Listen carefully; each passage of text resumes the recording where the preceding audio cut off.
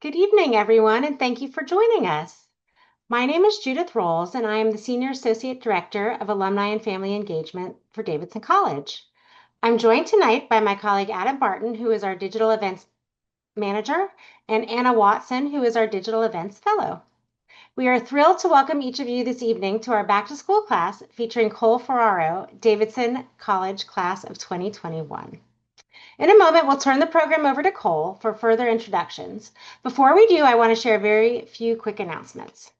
First, all participants have been muted, and we ask that you please remain muted throughout the event unless otherwise asked to raise your hand or speak.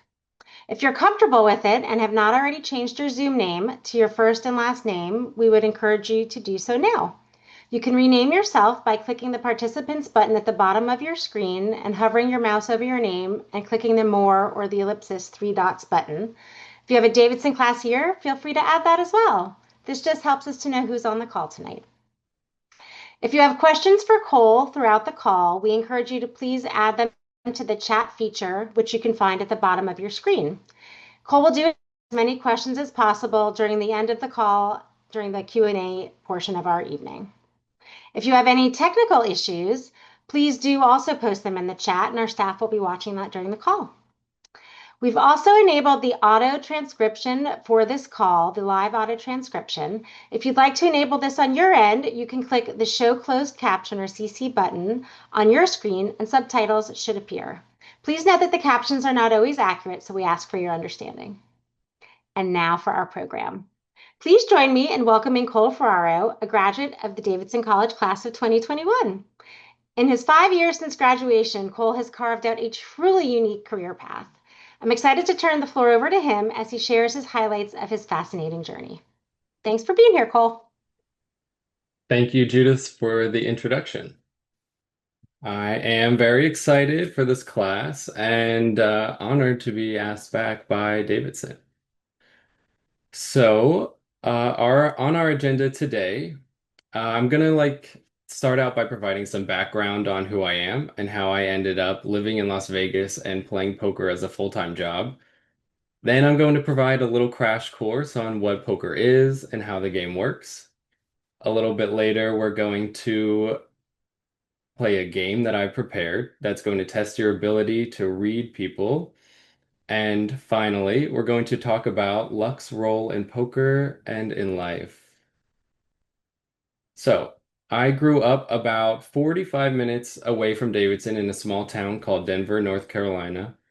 I was always driven academically, as any Davidson student was, and I also felt like I had my career mapped out. I wanted to be a veterinarian. When I arrived at Davidson, I started taking pre-med classes, and after about a year and a half, I decided that that was not for me. Rather, I fell in love with what would later become my two majors, psychology and Spanish. At this point, I didn't know what I wanted to spend the rest of my life doing. I just knew I really enjoyed these two classes. When COVID hit and classes became virtual, I had some extra time on my hands, and I reached out to a longtime friend who was a professional poker player. I was just inquiring about how one would learn about playing poker from scratch. I'd never played before. I'd asked my parents, and they said no. But now I began watching clips of tournaments, reading about the game, and learning simple strategy. I played the lowest stakes possible online at this point, and I eventually cashed my first poker tournament for $3.54. My friends and I would always play online together for play money. And when senior year rolled around, we were able to return to campus. We would all sit outside and play a little game once a week. And out of more than 20 of these mini tournaments, I didn't win a single time. Still unsure of what I wanted to do with my life and still hesitant that poker could actually be a career option, I decided to apply for the Fulbright scholarship. This was because one of my highlights from Davidson was studying abroad in Spain on the Davidson and Cadiz program. When I got back from Spain, I was able to be an AT for Spanish, and I also volunteered for the Spanish in Davidson Elementary School program. And I was chosen as an alternate and never reached out to again. So naturally, after graduation, I drove across the country to take my shot at being a professional poker player. Since moving to Las Vegas in 2021, I've earned over $1.1 million from live poker tournaments, the largest of which coming from a World Series of Poker bracelet. I've been featured in podcasts and articles, the most recent being a Poker and Pride article in Poker News from last June. In addition to playing on live streams, I've had the opportunity to produce and commentate on the sets of some of these shows. I've been very fortunate so far in my career, and I've spent the last few years living and breathing cards. But before I continue talking about poker myself, I would like to hear from all of you. So the chat is open, and I'd like you all to ask yourself this question. When you think of the word poker, what comes to mind? There's no right or wrong answer. It could be a sentence, a thought, a single word, a phrase. So just take about 30 seconds and write in the chat. Okay. Okay. Wow. See Las Vegas. I see gambling. I see money, bluffing. The house always wins. Yes. Okay. I'm definitely going to get back to some of these comments, but first, I would like to give you my definition of poker. So, at its core, poker is a game of risk. It can be defined as a card game that combines strategy and luck, in which players place bets on who has the best hand. It's a game of incomplete information. You don't know what cards your opponent has face down in front of them, and they don't know yours. This is in contrast to a game like chess, where all the pieces and their locations are known by both players at all times. So in a poker tournament, the goal is to win all of the chips. And to do this, you need to make the most optimal decision every chance you get, given the limited information you have. We'll get back to that idea, but first I'd like to introduce you to one of many poker variants, Texas Hold'em. Texas Hold'em is the most popular type, in which the setup consists of each player being dealt two cards face down. Then, using those cards in conjunction with five community or shared cards, each player tries to make the best hand. Here's a chart of the hand rankings from strongest to weakest. Going from the bottom, where you don't even have a pair, you base the strength of your hand just off your highest card. And all the way at the top, we have the royal flush. This is when you have exactly 10 Jack, Queen, King, Ace, all of the same suit. To tell you how rare it is to make this hand, I have only made two or three royal flushes in my entire career. So when reading the chat, I saw some comments about Texas Hold'em. So if you said Texas Hold'em, that is one of the types of poker. And there were a lot of correct answers as well. We're going to touch on some more of these answers moving forward. I'm now going to show you an example of how a single hand could play out and the different decision points that come up throughout. So first, when you see your cards, you have to decide if they're worth putting money in the pot to try to win more. You have a few options. You can either fold your hand or give up, wait till the next hand. You can call a previous bet or match the amount of money that someone put in. You can raise a previous bet, saying that your hand is worth more. Uh, and in this hand, I have one chip in the middle. We're going to walk through this example together. This opponent put 2.2 chips in the middle. And so I have to put in 1.2 chips to continue. I know that this is a good hand, so I'm going to click call. Once you choose to play your hand, the dealer then deals the first three community cards, called the flop. Each player then gets the same options as earlier, either to put more money in or not. Here I've made three sevens, which is called three of a kind, and so I will definitely be continuing. The same options apply for the fourth and fifth community cards that come out. These cards are called the turn and the river, respectively. If at any point you make a bet and every other player folds or gives up their hand, you are rewarded the pot. meaning you could win the pot pre-flop or before all the cards come out or at any point afterwards. So we just went through a single hand of Texas Hold'em, but a poker player will play hundreds of thousands of hands in their career, sometimes even millions. So how do you even know where to start when it comes to determining the right decision to make at any given point? This is the biggest question for any poker player. And a huge baseline of almost every successful poker player's strategy is something called game theory optimal. Game theory optimal, also known as GTO, is a poker strategy that aims to be mathematically unexploitable. In other words, it's impossible to beat while at the same time maximizing your win rate against your opponents. So other people in the chat were talking about the house always wins. And the house does get a percentage of every tournament buy-in. But in Texas Hold'em and other poker games, you are playing against other people, not the house. So simulators have become advanced enough to come up with solutions to poker hands when given a wide array of variables. I have some of them here. So the first example is, what odds are you being given? For example, if the pot has 6 chips in it, your opponent bets 3 chips, you have to put in 3 more chips in order to win a possible 12 chips. So you're getting 4-1 on your money, and this matters.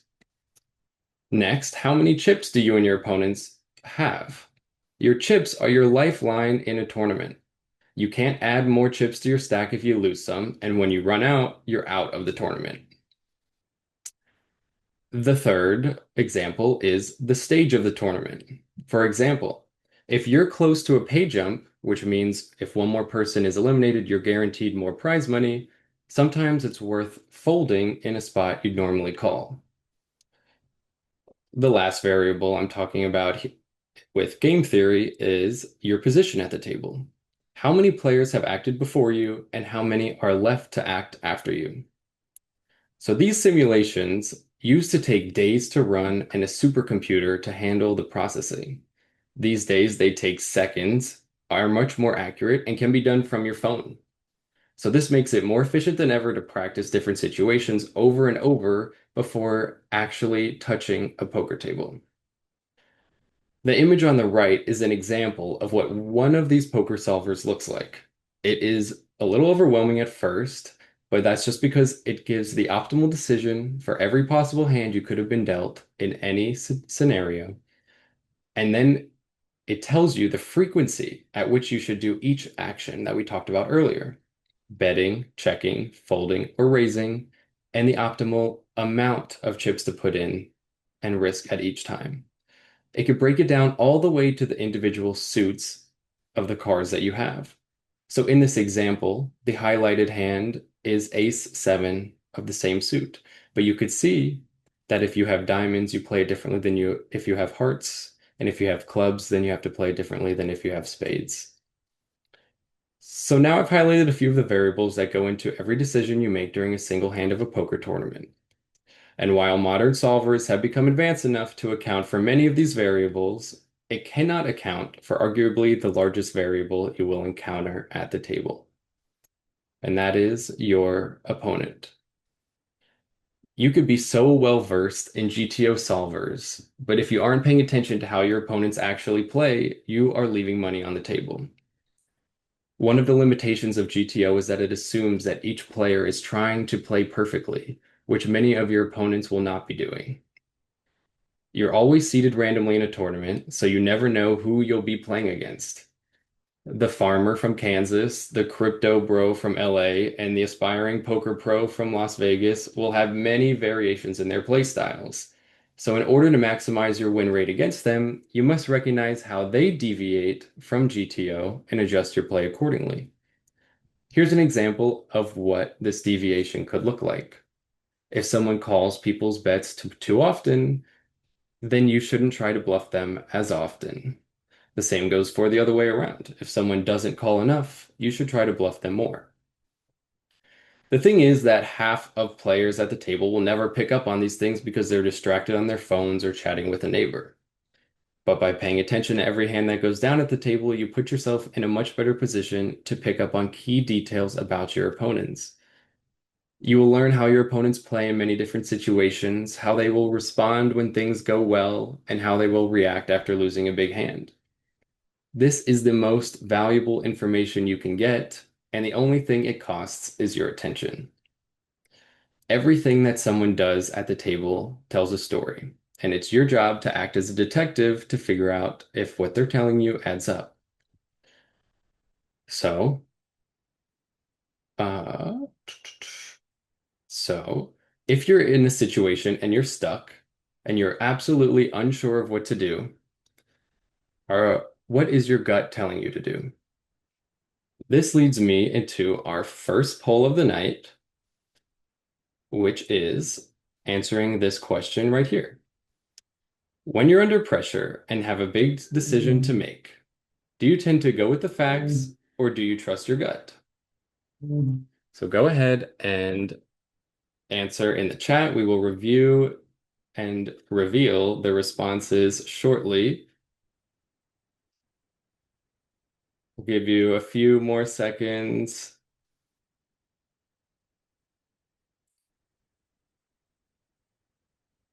All right.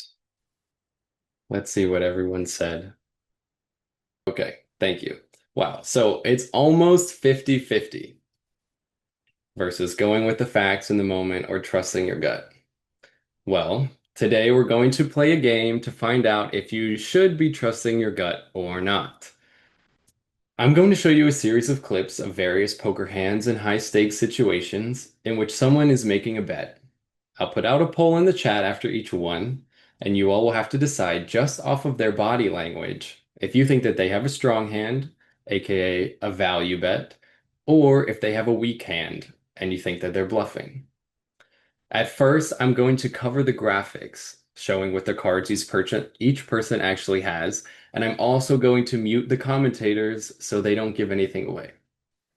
After each poll, we're going to find out how you all did. The clips are going to be quick, so make sure that you're watching closely. You'll get a second chance to watch each one, but like I said, they are very quick. All right, here we go, moving into the first one.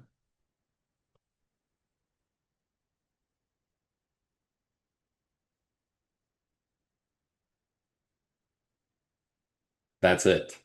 Okay, so now you know what you're looking for. I'm going to show you it one more time, and then you're going to have to decide, was it a value bet or was it a bluff? Okay, the results are in. The majority of you think it was a bluff. Let's find out.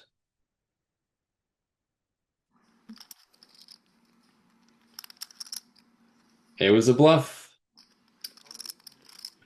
So here Lonis has nothing but ace high, and he's trying to get Lee to fold his full house.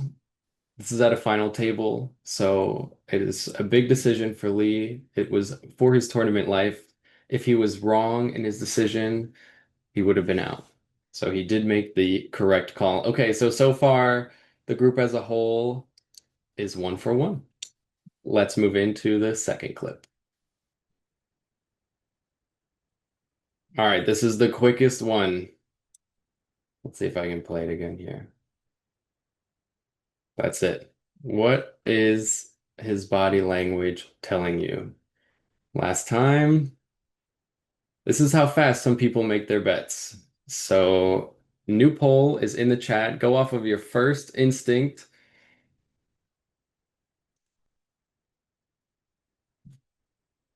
It's hard, you know nothing about the cards, you know nothing about the players.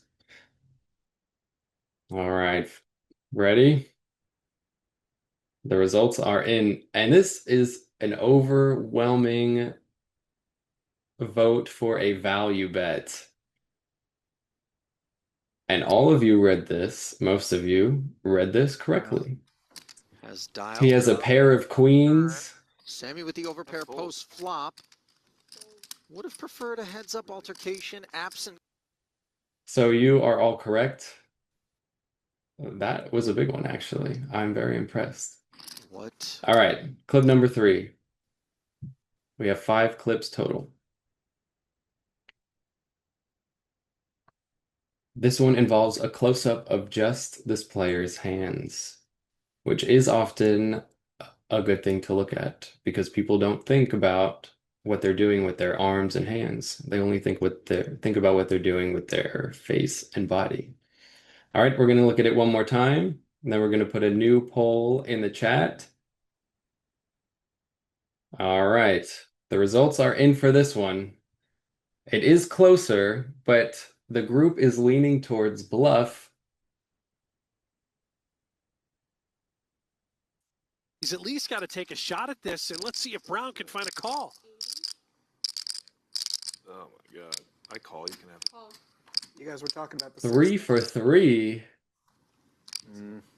3 for 3. Gavri had nothing but 7 high, and unfortunately his opponent rivered 3 of a kind, so he did make the call. Wow, okay. We're moving into clip number 4, and here it is.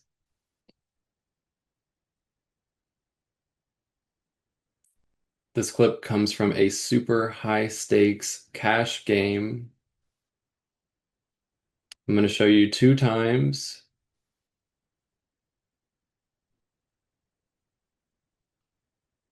Okay, one more time.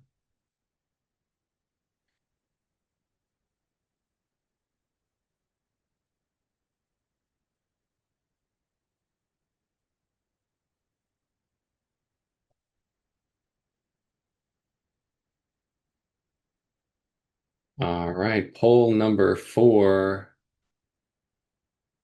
Is he confident? Is he just trying to give off that he has it?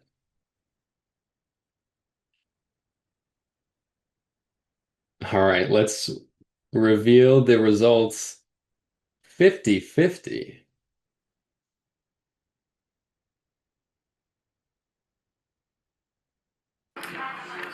Keating cashing in on all the action he's provided over the years. If you said value, you would be correct. There it is. I got it. Oh, sorry. So in this hand, Keating, who just placed that bet, had 3 of a kind with 3 kings. And this is in nosebleed stakes. That's what you call stakes that are this high. If you see right here, the pot is $1.29 million. That is real money. So Keating is known for making huge bluffs, so he has an image for himself. So when he makes huge bets like this, it's really hard for his opponents to know if he's bluffing or not. In the end, his opponent, Texas Mike, does not make the correct decision. He calls with a worse pair, and Keating wins a $1.2 million pot. Okay, so I'm not going to count that as a loss for the group because it was 50-50.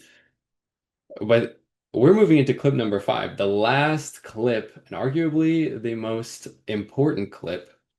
So let's see if everyone can keep this streak alive.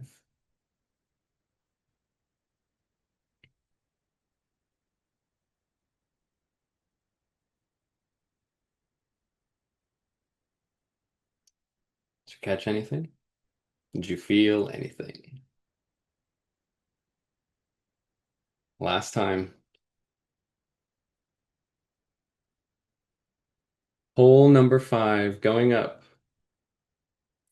All right.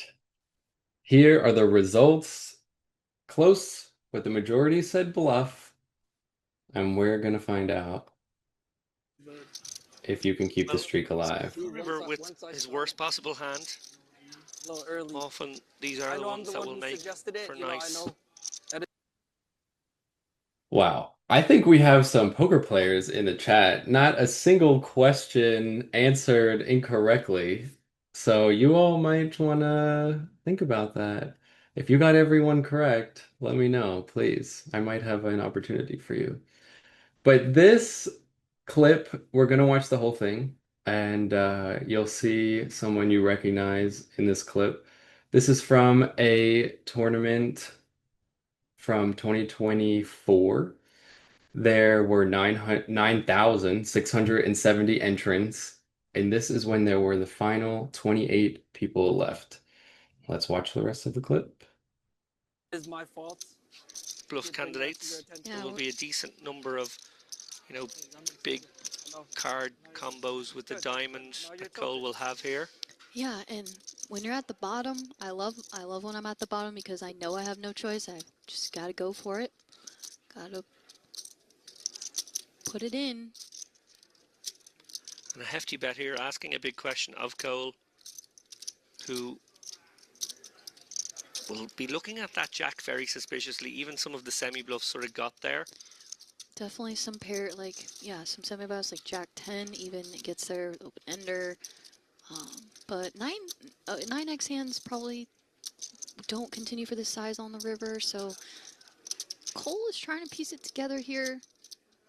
What bluffs can he beat? Maybe beat some one diamond type hands. Yeah, I wonder if he's thinking about the sizing here and thinking, well, maybe that sizing has removed some Jack 10s and the like, and is more likely to now be polarized to flushes, maybe straights. Yeah, I would agree. I think that this sizing kind of... No, it's another time bank chip I thought he was reaching. Yeah, I think that this sizing kind of made Cole more suspicious here. Yeah, I agree. If he finds the call, this is going to be sick. I always root for the hero call. Alfie just praying his 5 high gets it through.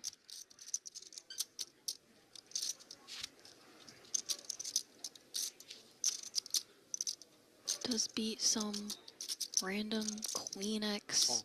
Wow! That is pure sickness from Cole. What a call by Cole. Okay, so you may have guessed that I wouldn't have showcased my first hand as me getting owned on live TV. So if you guessed me calling, you would be correct. But this hand was a bit tough for me. If you notice, I only have bottom pair, so there's a lot of hands that could beat me in this moment. And if you notice, I used multiple time extensions because in this event we had shot clocks limiting how much time we had to make each decision, and we got a set amount of time extenders. This was day 4 or 5 of this tournament, so I had played a lot with this opponent at this point. As soon as he put out the last bet, I had a gut feeling that it was a bluff, but I don't like to act too quickly without putting all the pieces together. In this hand, I thought all the way back to the previous hands I'd seen him play and worked through every moment of this hand to come up with enough possible reasons to make the call. That information paired with my gut feeling is what helped me piece this one together. I played on a few of these live stream tables, and they are a bit nerve-wracking at first, but they are also a great way to analyze your own behavior and see if you give off any of your own tells. So I hope you enjoy this exercise. And you all did really well. I am actually very surprised that every single time we got the correct response. So my question to you all is, did you notice any clear movements or signs that told you the correct answer each time? And I would have thought probably not, because tells are generally not some secret magic way of being right all the time. But as you may have noticed, there is something to them. So rather than my opponent scratched their left ear and then they looked up, and so that means they're bluffing. What I've learned is that trusting your gut is actually just your brain processing subconscious data incredibly fast. So what do I mean by this? After doing anything over and over, in my case, playing hundreds of thousands of hands, you recognize patterns of behavior from situations you've been in consciously and even subconsciously. So maybe even some body language that you read from these people, you've noticed in yourself or in other people, but however you figured it out, you all did a great job. So if we mix playing GTO which we could think of as following the textbook, with using our gut instinct and adapting to new situations, we'll be unstoppable, right? Maybe not immediately, but over time, it's almost certain. So let me explain. Poker tournaments are very high variance events. Anyone can win any single tournament, and that is what makes it so exciting. But at the same time, and professionals or amateurs can experience long periods of loss. I have experienced stretches of time where I didn't get a penny back out of a tournament for more than 30 tournaments in a row. That's driving to the casino, buying in, losing, going home, back to back for days, weeks, or months. So like I said, anyone can get lucky and win one tournament, maybe even a few over their lifetime, but to be profitable over a large sample size of events takes hard work and dedication. So what's on the screen right now is a graph of a professional poker tournament, professional poker players tournament results. This is not my graph, it's just one I found online, but as you can see, it is not linear by any means. The graph stretches over 700 tournaments. You see down here? And you might only be able to play 100 or 200 tournaments a year when you play in person. So if you zoom in to one of these parts of the graph, what do we see? We see a stretch of over 100 tournaments that is almost a straight line down. That's months of negative variance. And what does this look like in real life? It actually looks like doing everything correctly, putting in the time, putting in the effort, but still getting an undesirable result. This is because in this game, you can make the perfect decision and still lose. So during these stretches, it's very easy to beat yourself up, but losing is just a part of the game. My mentor always reminds me to zoom out and look at the bigger picture in moments like these. As you can see, look where you started from. This is a skill that proves to be valuable in all aspects of life because variance exists everywhere around us. Think of variance like flipping a coin. If you flip it 10 times and it lands on heads every time, it doesn't mean the coin is rigged or that heads is due to hit again. It just means that the sample size is too small. Flip it a million times and you'll see it converge to the true 50-50 probability. In poker, that could look like going all in with the best starting hand you could be dealt, 2 aces, and you are going up against the worst starting hand, 7-2, but you will still lose 15% of the time. But in the long run, if you were to play out that same hand, it would win a lot more times than not. I'm a firm believer that learning what you can and cannot control is a sort of superpower, and I'm forever grateful for poker for solidifying this lesson for me. We can only control the effort that we put in, and recognizing this can help soothe the mind when things are not going our way. So to recap, today we talked about how to make optimal decisions. We need all the information we can get. We talked about how vital being present and paying attention is to picking up key data that our bodies and minds learn to analyze, even subconsciously. We learned that any single decision doesn't define us, but rather it's how we act over time and react to the randomness we will inevitably come across. My biggest takeaway from the last 4 years is learning to trust myself, learning to always be adaptable, and realizing that how I react to the cards I'm dealt is more important than the cards themselves. And to use another cliche to close out, which as I get older, I realize cliches are surprisingly so true. In life, as in poker, you don't always get to control the hand that you're dealt, but you do get to choose how to play it. So thank you all for joining me today. I would just like to acknowledge one book and recommend this to anyone that was interested in this presentation. It's called The Biggest Bluff, and I read this book before moving to Vegas, and I also read it again before creating this presentation. I think it does an amazing job of bridging the poker world with the personal world. So if anyone is interested in learning more, that would be my first recommendation. Now I think we will have some time for questions. So if you do have questions, go ahead and put them in the chat. Awesome. Well, thank you so much, Cole. Really appreciate all that you just shared. As a non-poker player, I can tell you that was absolutely fascinating. So thank you for sharing that. And I see some heads shaking as well. I do have some questions that have come in different ways, so I'm just going to kind of share as we go here. One question that came in, you mentioned a game theory optimal or GTO. I think that's right, a GTO approach. But at what point do you decide to abandon perfect play to exploit a specific weakness in your opponent? As soon as, excuse me, sorry, I was choking on my water. As soon as you identify how the opponent deviates, you will change your approach. So as soon as you can identify that.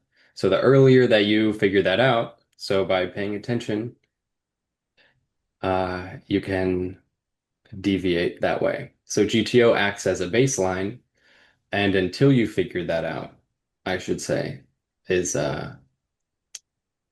when. Sorry. Wonderful, thank you.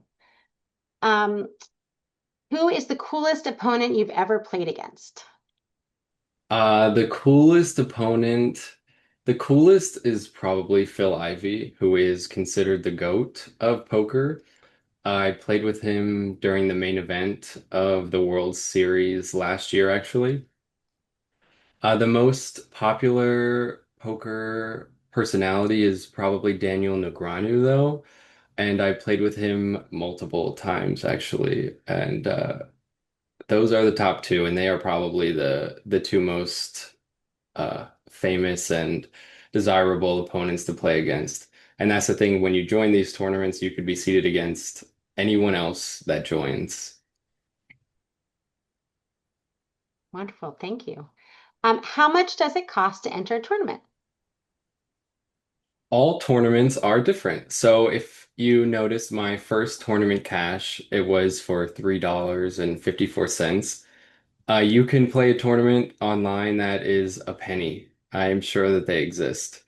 And every level basically is like they're called micro stakes. You can have low stakes, mid stakes, high stakes, and then like nosebleed stakes. So during the World Series of Poker, to give a general idea, that gives a very wide range of price points. The World Series is a brand that puts on a series, literally, of tournaments. So maybe it's 100 different events, and anyone can buy into any event as long as you have the money. You just show up, you put it in, and that's how it works. And at the World Series, they have buy-ins starting at 300, which is the lowest price point, all the way up to $250,000. That is buying in for $250,000. You could be out in one hand. You can rebuy if you do get eliminated. So every tournament also has rules on, are you able to re-enter if you are eliminated? And that just depends on the venue or the host of the tournament. But the World Series is a good gauge of poker buy-ins. And the biggest buy-in I've seen is called the One Drop. And I'm not sure if this even happens anymore, but it is a $1 million buy-in. Impressive. Wow. Do you ever see issues of addiction related to professional poker playing? That is a very good question. I would say yes, that it's very possible. Um, it's an interesting line actually to think about when there's a game of skill involved, but it is also gambling. I have known people who basically have leaks in their career, so where they're walking to the poker room because the poker room is often aside from the casino or in a literal separate space within the casino, and people can't help but putting money into a slot machine or putting chips on the blackjack table on their way over. And poker is hard enough when you are just playing the game. And so having any sort of these outside leaks makes it almost impossible to be profitable. And but this poker specifically, I think it can definitely still be an addictive game. If you think about going on a run or a streak of very positive variance. We talked about negative variance where you can lose tournament after tournament after tournament after tournament. But there are examples of people who win multiple tournaments in a row. So I think that it definitely can exist. And that was a very interesting question. So thank you. Yeah. I have two. They're somewhat related, so I'm going to kind of ask them together. Someone asks, what are your career plans having spent time playing poker? And another person says, or asks, what's your future look like? What are your hopes or dreams or aspirations? Wow. Also very good questions. I think the answer is I don't know to both of those questions. Um, I think that poker is a very tough career, especially long term. And the people that do it for the longest are the most impressive because you know that they have gone through all of the ups and downs because they have such a large volume of data and experience. Personally, I don't see myself being only a professional poker player or having it as my only source of income. I think that it will always be a part of my life and it's skills that I can carry with me, which is very fun. And poker tournaments do happen online everywhere, basically, in the world. And in many states, there are live poker tournaments. So the option is always there, but I don't know. I think that's a frequent thought of mine is that I don't actually know what I want to do at any point. That's probably true for many of us. What are some key factors to your success? Hmm. I would say that being motivated and hardworking is has a very clear connection between being successful in poker. So I did talk about how you could put in the time and effort and not see the results immediately, and that's very difficult. But the people that do put in the most work are the people at the top of the game. And I've seen this for the past 5 years that I've been in this industry, is that consistently the people that I know that work the hardest are the most successful. So coming from a school like Davidson and having the work ethic put into me from that environment, I think is an extremely valuable asset and has very much impacted my success and my motivation to continue to get better. So if you think of poker as a competition and you're playing against other people, if your opponents are putting in more work than you, if they are taking the time when they're at home to be running more simulations, to be reviewing their hands more than you, over time, the gap between you and them is just going to grow. So you really do have to put in the time off of the table. And secondly, I would say is being surrounded by people with positive mindsets. Like I mentioned, it's very difficult at times when things are not going your way, especially when you do feel like you're putting in the effort. Um, and so the mental aspect of the game and being able to work through and still play well during tough times is really influenced by the people around you and other people staying positive and you seeing good examples of hard workers. So all of those things combined have helped me learn how to handle hard times how to manage my bankroll, which is another aspect of the game. The financial side is how much of your current money can you risk? And do you need to get investors to help decrease that risk? So being surrounded by people who are positive influences really helps shape me. Wonderful. Thank you. A little bit about what you were talking about. There's a theme to some questions, and you talked a little bit about it, but one of the questions asks, do you study your opponent's videos prior to playing them? That is a great question, and the answer is yes. However, it is very rare to have a lot of clips of your opponents unless you're playing at the very, very highest stakes. So, for example, most tournaments up to $10,000 a buy-in, which that is considered high stakes, and that is not something that I do regularly. But in those events, it is way more common to have those live streamed and to have a huge history and a backlog of events. And there's even a software called Octopi that partners with the largest streamer of poker content called PokerGo.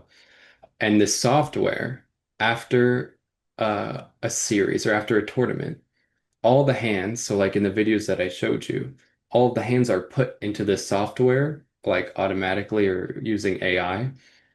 And you can right then and there play every hand, see the best situation that every person should have made, and compare it to the decision that they did make. Sorry, I got off a little sidetrack. If you have the video accessible, yes, but it is often not accessible. So rather, going into a tournament, when you buy in the first day, you don't know who you're going to sit next to. But if a tournament is multiple days, which are some of the larger tournaments, you get your seat draw, which is just the table that you're sitting at and all of your opponents. So then what you do or can do more frequently is you can look up each opponent. You can look up how many tournaments they've cashed because that information is public. You can look up how long they've been playing, and you can kind of gauge their experience based on that so that when you do sit down, until you're able to form an opinion, which takes a lot of watching a lot of hands happen, you will have at least a little bit of information because that information is the most valuable part of the game. Wonderful. Related to that, someone asks, I'm sure each opponent is different, but are there common tells when someone is bluffing or not? Okay. Yes. And so, like I said, I don't have necessarily a cheat code, but I can give you some examples that I've seen. And some of these I've like noticed myself doing, and then I can kind of watch other people and say, you know what, when I am doing one thing, this is how I usually react. So one example of things that people do, largely amateur players, because pros are generally more aware of what they're doing and try to stay very balanced and have a baseline energy. But a lot of amateurs actually give off what are called reverse tells. And so these are literally what it sounds like. If they have a strong hand, they're going to hem and haw and groan and look so upset and then they put out a bunch of chips. And we call that Hollywooding. It's like, oh great, that was a great acting job. And that is something that's very typically very obvious to people that play a lot. But that does get other amateurs to often call. So that is like maybe the most universal one that I know of. But one of the clips that I added was just the hands, just counting out the chips and moving the chips. And people do often talk about how uh, when people bet, they are more aware of what they're doing with their physical, the top part of their body. And so people are less aware of if they're tapping their hands or if they put out the chips and then they don't really know what to do with their hands, or if they're fumbling with the chips. So that is often more genuine in terms of seeing if someone does have a weak hand. So those two examples are what I would say are like the most general things to look at. Um, but yeah, other than that, there a fun one that is like kind of not really a thing, but if people put out a bet and then they just like sit back and like take a drink from their drink, that's generally considered pretty strong indicator that they have a good hand. The one last quick one related to this, I think again you've sort of touched on it, but it says, do you ever put out misinformation via body language to try to fake out your opponent? Yes. So something that I learned from one random person I sat next to years ago in my first World Series of Poker main event, which is the headline event. It's not the biggest, but it's just the most anticipated, has the biggest field. And something that I learned from someone all the way back in 2021 was that he was a very experienced poker player. He trained himself to give off a neck pulsing tell. So if someone is very nervous, oftentimes you can see their pulse beating very hard from their neck. And so I guess to go back into the last question, if someone is so even if someone has a very good hand and they're like anticipating winning a lot of chips, they can also have a neck pulse. But if you're taking a long time to decide whether to call or not, oftentimes the people that do have a good hand, their pulse will start to relax. But if someone is bluffing, oftentimes it will continue to beat at a very high rate. So something that I started to do and have been able to do more of the more I play is that when I have a strong hand, I try to make my neck pulse, which is like, I don't exactly know how, but like I think of things to make myself nervous and try to turn red and stuff. And sometimes it works, sometimes it doesn't. But yeah. That's awesome. That's awesome. One of the questions asks, what's the longest game you've played and how long was it? The longest game. So with tournaments, there's usually there's always there could be multi-day tournaments. But there will be like a start time and then either an end time or you play down until there's a certain percent of the people remaining. So a single day, it could be as long as like 16 hours. That could be from start to finish, or it could be like 12, 13, 14 hours. And that means that everyone that's left bags their chips. So literally put your chips in a bag. The casino keeps them, and then you come back for day two. I've played, I've been in a tournament for 5 days, I think is my longest, 5 full days, which is like almost uh 13 hours. And then you think I have to drive there to and from. And that is very difficult, but obviously, if you're still in after that long, then it's worth being there. I would say the average tournament is about 2 days, and you usually get a break you get a 15-minute break every 2 hours, and sometimes you get like a 60-minute dinner break. Um, but yeah, those like 5 day ones are very rare. It's happened maybe 3 times, and then 4 days has happened like a little less, and a little less, a little more, and a little more. But the longest tournament is the main event of the World Series, like I mentioned before. I think it's 11 days if you make it from day one to the final table and to like final three. And so they really split up and drag it out. But it's like the headline event of every poker player ever. A couple more before we are signing off for the night. Do you prefer cash games or tournament play? I personally prefer tournaments, and I didn't really get into the differences. But in general, cash games are where you have a set amount of money, you buy in, and your chips are literally that amount of money. And if you lose some chips, you can add some more on. You can get up and leave whenever you want. If you win a hand, you can literally stand up and leave, and you have however much you won extra. Tournaments are more, everyone buys in for the same amount. If you lose chips, you can't add on, and you play down to a winner. So I prefer tournaments because they are way more dynamic. So, as I mentioned, stages of tournaments changes your strategy.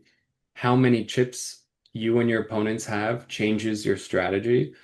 And in cash games, you can just always top up to a maximum amount. So the amount of chips that you have never changes. Uh, and you never experience stages of a cash game. And tournaments are higher variance, which means you have higher highs and lower lows, so you lose more, but you can win a lot more than a cash game. And so I prefer tournaments. Thank you. All right, there's lots of questions here in the chat. We're not going to get to all of them, so I'm going to try to squeeze in one or two more here. Do you see continued space for human optimization analysis in the world of AI, and how is technology changing the game? Very good question. Okay, to answer the first part of your question, do you see continued space for human optimization analysis in a world of AI? In live poker versus online poker, yes. There are threats to the game in person, as in people cheating and the cards, people being able to mark cards so that if they see the backs of the cards, which should all be identical, but they can see a slight difference that gives them an advantage. Um, so in person, it will basically require all trustworthy games to exist inside a casino, because then you can trust that the tables do not have any secret cameras that are feeding information to any one player, because that happens in private spaces. People rig the tables, people put cameras in their rings so that they could see when the dealer, all people try all sorts of stuff. Online, the threat is very huge, because you can't see what the other people are doing. Most online sites can like have a way to find out if you have like a solver or simulator open, and people do get banned for being caught running a hand as they are playing at the same time. And it's just getting harder and harder to detect. So that is a huge threat, and I don't actually know what will happen based on that. A couple sites do try to implement ways to inhibit that, but I don't know how long they will be able to do that. Thank you. All right, and last question for tonight, and I'm going to share some ways if you have more questions for Cole here after the call where you can reach him. But Cole, when you started out, did you give yourself a time frame to figure out if professional poker playing was for you? No, I just sort of winged it, and it worked out. I had a lucky start, and that helped launch me into the game. I moved out to Las Vegas with a like semi part-time job just because I was not super confident, like I said earlier. And so my mentor, who I learned from, had a business at the time that I was able to make a little bit of money before anything happened, just in the event that it was all downhill from there. But fortunately, the poker thing worked out. I think we can all agree that it has. I see lots of heads shaking and nodding in agreement. So, Cole, I thank you so much for taking the time to put this presentation together and sharing all of this with us tonight. Again, it was fun. It was engaging. It was, again, I'm not a poker player. I learned a lot. I'm guessing others on the call would feel the same way. for everyone on the call, a follow-up email is going to be sent in the next day or two. That's going to include a quick survey, but it's also going to include Cole's contact information. If you do want to ask him any questions, he has graciously agreed to connect with anyone who'd like to reach out, and so you'll receive that as part of the follow-up communication here, like I said, in the next day or so. The event was recorded, and it's going to be available on our Davidson website as well, in the same place where these back to school classes are listed. And so, and we'll be sure to mention that in the follow-up email as well. And so if you want to take a moment to review anything or you want to share it with others, certainly we encourage you to do so. And we just really thank everyone for joining us this evening, and we hope that you enjoy the rest of wherever your evening is taking you. Thanks, everyone.